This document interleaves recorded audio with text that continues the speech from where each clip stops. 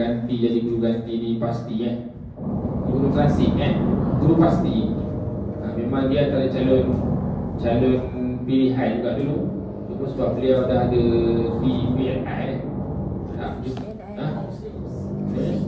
memang opsi, memang degree pendidikan. So kalau ambil pun tiba-tiba dapat pula. Kalau ada di PLI tu tahan lagi mungkin lama lah, setahun 2 tahun. So bila degree pendidikan ni memang dah itu bidang dia, jadi kita tak ambil lah, tapi tak ada berlaku lagi setahun lah. Cuma setakat ni kita penulisan tu ambil cuti ajar lah cuma belum tanya beliau bersedia tak untuk jaga garansi. Kalau dia bersedia teruskan lah, kalau tidak mungkin masih dari orang lain lah untuk garansi. Okay. Dan untuk tahun depan PT perhatian PT, kita akan buat ikatan kontrak setiap tahun. Sebelum ni kontrak kita ni terpakai selama-lamanya. So untuk tahun depan sebabnya banyak dapat feedback daripada sahabat-sahabat ustaz Siti yang lain, mereka buat kontrak setahun sekali, macam seritis. Ada komitmen tu lah. Dia kata ada yang tak bagi komitmen, ada yang tak bagi kerjasama. So bila maknanya kontrak setahun sekali, bila kita rasa tak nak guna khidmat dah, ataupun dia tak sesuai di situ, so kita boleh amankan kontrak setelah cukup setahun. Tak sambung kontrak maksudnya. Jadi selepas ini kontrak kita ni setiap tahun lah. Okay, dan ikatan kontrak ni berdasarkan kompeten ataupun komitmen muallim-muallimah. Jadi maksudnya selepas ini masing-masing insya-Allah bila buat kerja masing-masing pula. Kerja masing-masing. Fokus pada kerja masing-masing. InsyaAllah kita dapat melakukan tugasan itu dengan baiklah.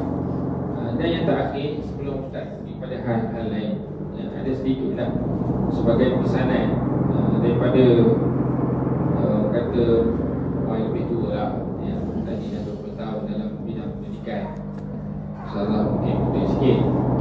Memang dia rasa dia muda sorong, dia kata dia tua. Yang muda 17 Ustaz 20 tahun mengajar gaji, walaupun masa tu degree gaji 1,400 1,300 kan. Gaji 1,300 tu kan macam malim-malimah je. Orang kerajaan itu betul kan. Jadi sekarang ni lah tinggi sikit ni gaji baru Jadi maksudnya yang pentingnya kita buat kerja kita. Kita jangan rasa kita je paling banyak buat kerja kan, orang lain tak banyak kerja. InsyaAllah seperti Ustaz sebut tadi, sebab tu pengagihan kerja tu biar sama jangan maknanya pentadbir rasa cikgu ni tak buat kerja, cikgu pula rasa pentadbir tak buat kerja, tak ada kerja pun. Jangan kita masing-masing ada kerja kita, ada peranan kita masing-masing Dan Ustaz masih lagi setakat ni bermurah hati lah.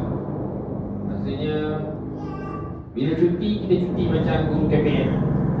Sepatutnya dalam akta buruh boleh kan, kita cakap betul dengan pegawai buruh, dia panggil apa lah, penolong karah macam tu. Dia terkejut sebab kita bagi cuti. Cuti tu cuti sekolah. Sebenarnya dalam akta buruh, kita terikat dengan akta buruh swasta ni, dia tak ada cuti macam tu. Dia hanya cuti tahunan kita tu lah kan. Tak kira lah 20 hari, 15 hari ke 10 hari ke. Dia tak ada cuti macam ni. Maknanya nak kabar majikan tu baik lah maksudnya. Macam kan.